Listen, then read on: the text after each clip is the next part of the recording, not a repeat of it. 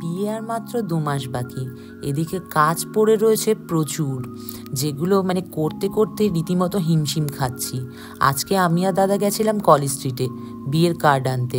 ওখানে তোমরা সবাই জানো বিয়ের কার্ড ছাপানো হয়, প্রচুর দোকান রয়েছে। আর আমরা ওখানে যাওয়ার পর প্রথমে এই কাকার দোকানটা চোখে পড়লো। ভাবলাম আগে কাকার দোকানটাই দেখে নিই, তারপর যদি না পছন্দ হয় অন্য দোকানে যাব। কিন্তু কাকার দোকানে যাওয়া মাত্র কাকা প্রচুর ছোট ছোট কালেকশন আমাদের দেখালো, যেগুলো খুবই কম দামের মধ্যে। এক একটার পিস ছিল কোনোটার 11 টাকা 12 টাকা এরকম। আমাদের বাজেট যদিও এতটা কম ছিল না, তাও আমরা দেখলাম যে কমের মধ্যে যদি কিছু পছন্দ হয়ে যায়। কিন্তু কাকা প্রথম দিকে কালারগুলো প্রচণ্ড ক্যাটকেটে টাইপের দেখাচ্ছিলেন, কারণ কাকা হয়তো আমাদের টেস্টটা বুঝতে পারছিলেন না। তারপর আমি কাকাকে বললাম যে কাকা আমাকে লাইট কালারের মধ্যে কিছু দেখাও। তখন কাকা আমাকে এই কার্ডটা বার করে দিলেন। এই কার্ডটাও সুন্দর ছিল, কিন্তু তার থেকে আমার বেশি ভালো লাগছিল এই লাল কার্ডটা। এটা পুরো ম্যাট ফিনিশের মধ্যে ছিল, কিন্তু আমি মেরুন আর গোল্ডেনের চাইছিলাম না, চাইছিলাম এইরকম অফ হোয়াইট আর মেরুনের মধ্যে, আর ওরকম ছোট কার্ড প্লেট বসানো। কাকাকে বলার পর কাকা সঙ্গে সঙ্গে এই কার্ডটা আমাকে বের করে দিল। কার্ডটা দেখে আমার ভীষণ পছন্দ হয়েছিল, কিন্তু আমার মনে হয়েছিল আরটু অন্যরকম হলে ভালো হয়।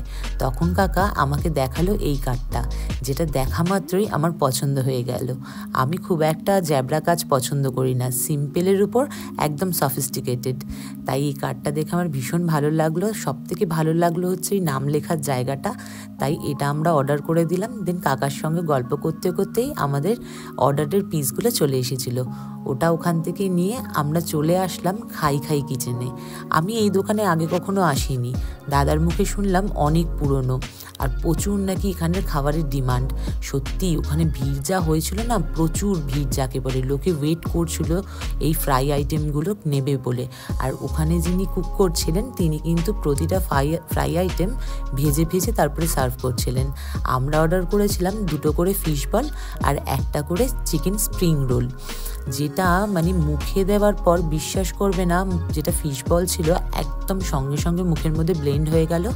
আর চিকেন স্প্রিং রোল যেটা ছিল সেটাও কিন্তু ভীষণ সফট আর ভীষণ টেস্টি ছিল। আমার খুব ভালো লেগেছিল, যার জন্য ওখান থেকে আমি বেশ কিছু চিকেন আর ফিশ আইটেম বাড়ির জন্য নিয়ে এসেছিলাম। তোমরাও কিন্তু ওখানে গিয়ে খেয়ে দেখতে পারো, আশা করি খুব ভালো লাগবে।